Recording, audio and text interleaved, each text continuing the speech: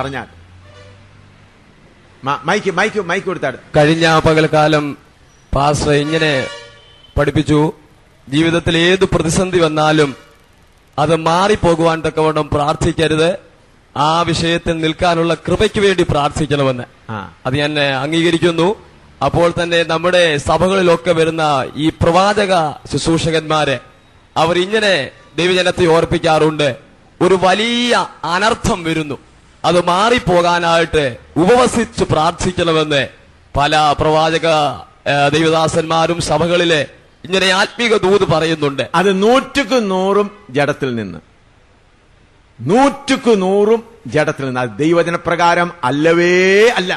അപ്പോൾ അങ്ങനെ അനർത്ഥം വരുന്നത് മുൻകൂട്ടി ദൈവത്തിന്റെ ദാസന്മാരെ ദൈവം അറിയിക്കുമോ? അനർത്ഥം വരുന്നത് അതുകൊണ്ടാണ്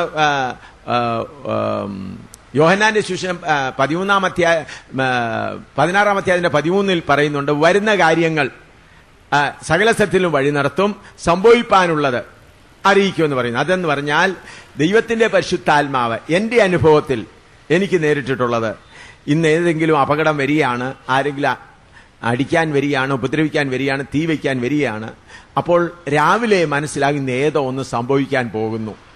എന്താണ് എന്ന് വ്യക്തമായി മനസ്സിലാകില്ല. ഒരു വാണിംഗ്, ഒരു ഹൃദയംഗമായ ഏതോ ഒരു കാര്യത്തെ നേരിടാനുള്ളതായ ഒരു തയ്യാറെടുപ്പ് പരിശുദ്ധാത്മാവിൽ കൂടെ ഉണ്ടായിട്ടുണ്ട്, എപ്പോഴും ഉണ്ടാകാറുണ്ട്.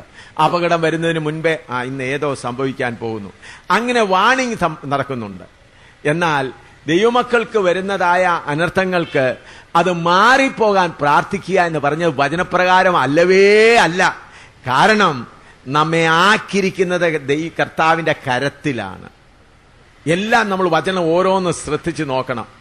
നമ്മളെ ദൈവം തന്റെ ഭവനത്തിലാക്കി വെറുതെ സാത്താന്റെ കളിക്കായിട്ട് വിട്ടിരിക്കുകയല്ല, കർത്താവായ യേശുക്രിസ്തുവിന്റെ കരത്തിൽ, പിതാവിന്റെ കരത്തിൽ വെച്ചിരിക്കുകയാണ്. നമ്മുടെ തലമുടി പോലും അവൻ എണ്ണി നോക്കിയിരിക്കുന്നു. അതുകൂടാതെ തന്നെ അവന്റെ ഉള്ളം കയ്യിൽ വരച്ചിരിക്കുന്നു. അപ്പോൾ നമ്മൾക്ക് സംഭവിക്കുന്ന ദൈവം അറിയാതെ ഒന്നും സംഭവിക്കുന്നില്ല. അതാണ് വചനം. മറ്റേത് ഇത് പറയുന്നതെല്ലാം ജഡത്തിൽ നിന്ന് എങ്ങനെയെങ്കിലും കുറച്ചു ദിവസം ഉപവാസം എടുത്ത് അവരിൽ നിന്ന് കുറച്ച് അവരുടെ പണം പറ്റി അവരുടെ കാര്യം, പ്രവാചകന് ചിലപ്പം വീട് വയ്ക്കാനുള്ള പണത്തിന്റെ ആവശ്യം ഉണ്ടായിരിക്കും, അതിനുണ്ടാക്കുന്ന തന്ത്രങ്ങളാണ് ഇതെല്ലാം. ഇതൊന്നും വചനപ്രകാരമല്ല. 100% ജഡം. ഞാനും പ്രവാചക ശുശ്രൂഷ ചെയ്യുന്ന ആളാണ്.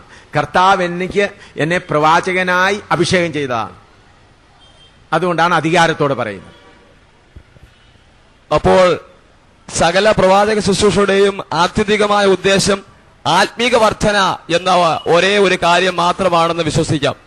100% പ്രവാചക ശുശ്രൂഷ എന്ന് പറയുന്നത് ജനങ്ങളെ ദൈവത്തിങ്കിലേക്ക് മടക്കി വരുത്തുന്ന, ജനങ്ങളെ ശുദ്ധീകരിക്കുന്ന, ജനങ്ങളെ ആത്മാവിൽ ഉദ്ധരിക്കുന്നത്, ജഡീകമായ ഒരു കാര്യങ്ങൾക്ക് വേണ്ടി വല്ല പ്രവാചക ശുശ്രൂഷ. അപ്പോൾ ഞാൻ ഒന്നുകൂടെ പറയട്ടെ. അപ്പോൾ ഒരു സഹോദരൻ രോഗത്തിൽ കൂടെ കടന്നു പോവുകയാണ്. അപ്പോൾ പ്രവാചകൻ വന്ന്, സഹോദര, നിന്റെ കോപ സ്വഭാവം മാറ്റുവാനായി നീ സമർപ്പിക്കുക. അല്ലെങ്കിൽ വീട്ടിൽ പ്രയാസം, ഭാര്യയും ഭർത്താവുമായിട്ട് പ്രയാസമുണ്ട്, സഹോദര, നിങ്ങൾ രണ്ടുപേരും വഴക്കുണ്ടാക്കുന്ന ആത്മാവിൽ പ്രാർത്ഥിച്ച് നിങ്ങൾക്ക് രണ്ടുപേരും സഹിക്കാൻ കഴിവില്ല, നിങ്ങൾക്ക് സഹിഷ്ണുതയില്ല, സഹിഷ്ണുതയ്ക്ക് വേണ്ടി പ്രാർത്ഥിപ്പീൻ. അങ്ങനെ ആത്മീകമായ കാര്യങ്ങളിൽ ഉത്തേജനം കൊടുക്കുന്നത് മാത്രമാണ് പ്രവാചക ശുശ്രൂഷ. അല്ലാതെ വീസ കിട്ടുന്ന കാര്യവും അമേരിക്കയിൽ പോകുന്ന കാര്യവും ഇന്നാരെ കല്യാണം കഴിക്കുന്ന കാര്യം, ഇതൊന്നും ദൈവവചനത്തിലുള്ള ശുശ്രൂഷയല്ല. അതെല്ലാം വെറും പണമുണ്ടാക്കാൻ ചെയ്യുന്ന പരിപാടി എന്നല്ലാതെ അത് ദൈവവചന പ്രകാരം ദൈവത്തിന്റെ ആത്മാവിലുള്ള ശുശ്രൂഷ അല്ലവേ അല്ല.